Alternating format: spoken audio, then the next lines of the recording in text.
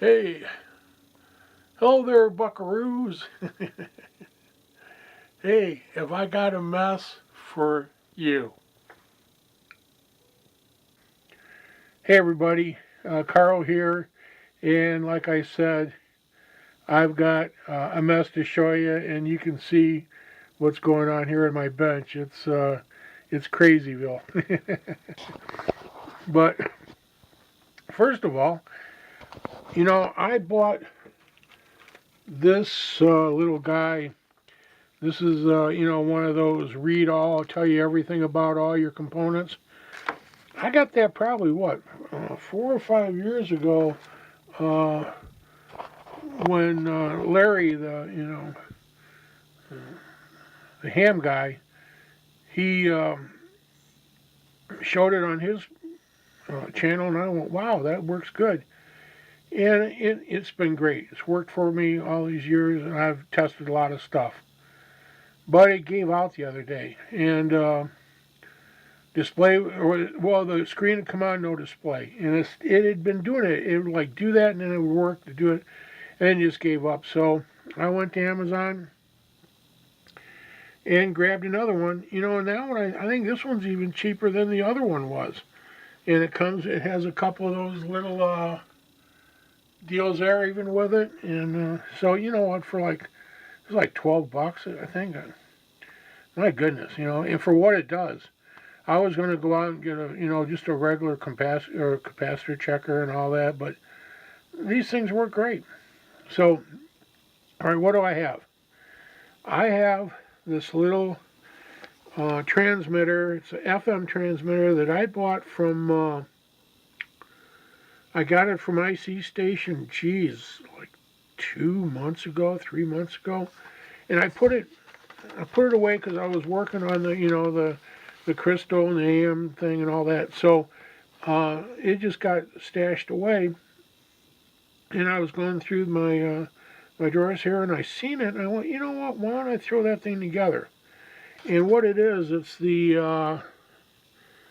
let's see, RF 03 PPL stereo FM transmitter kit, and I'll tell you what. And here's part of the instructions. I printed it out. You can go and get the whole deal and download it. And one good thing about it, it's not the greatest instructions, but it what I used it for is they give you the best procedure, in which which components to put in, first. And they do give you a component list. And then over here they give you it tells you the different frequencies that you should be able to get. It's got a high and low, and the high goes from, hold on, let me read it here. It's like 87.7 or to 88 something on the low side, and then like 106 something to 107 on the high side. And I actually had the high side working for a bit, and I caught it on the low side. And it's got pins, little DIN pins that you can set, and that's what this chart does. It says like, okay, if you set 1 high, 2 low, 3 low, 4 high, you should expect to come in this range. One thing about this, I was using my decade box here. Let me take that off. I was trying to find a range of stuff, and I've got my frequency checker. I'm using that to see what frequency's coming in, and right now I'm way in the low area. I'm like down at 78, and it's coming in strong down there. But unfortunately, none of my FM radios will reach that at the moment. But and I did mess with the coils a bit. I did have whether it was my fault or not, I had a bad transistor, so I right now just tapped in 2N2222 there. And one other thing I noticed that they had because when I first put it together, the LED wouldn't come on, the power light wouldn't come on, and I couldn't figure it out. And I went back in, I saw I had to go in and trace the wires, or from point A to point B. Am I getting here to here to here? And the way they had the diode set up, because there's a diode here that runs to the LED, and it's a Zener diode. And the way they had it on the board, the silkscreen part, it was backwards. Because I put it in the way the board, showed to put it in. It didn't work. And I kept messing. I thought, is this right? And I flipped it around, and and testing it, I burned out the LED. Fortunately, I have enough of those. I grabbed another one. I put it in, and she works fine. I mean, here we go. Clickety-doo-dah, and there it is. So that works. And I know that, like I said, I'm from the frequency counter, I can mess with it. And it's not as strong as I would think it would be. But I'll tell you what, now I'm going to show you, here's another deal with this. You talk about some tricky soldering. You got to be like right on the money, because some of the transistors, they are so close to each other, it's really tough not to bridge them. And it had something I've been wanting to practice.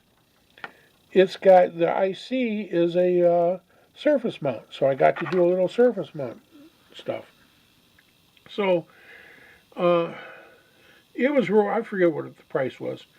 I suppose I can look it up and post it in the description box. But I mean, it was really, really, really reasonable. So, another one of those deals from IC Station. That's like, how do they manage to put something like this together and be able to get it to us at these crazy prices? And the most thing, they've got kits out there that you just put together to practice soldering, and you don't really get nothing out of them. At least with a lot of these, you do get to practice. And okay, that bell must be my either my inner chow call, or it's somebody sending me a message. So, but anyway, so this is I'll get back there and let you know, if I can do better on it. Like I said, I'm working at separating the coils a little bit. It's got the coils in here, and I mean, you guys know that if you have a FM transmitter, you can spread and squeeze the coils, and you can tune the radio. And I've got to get it, first of all, the high areas, I've got a ton of FM stations, and in the lows, I have a ton of FM.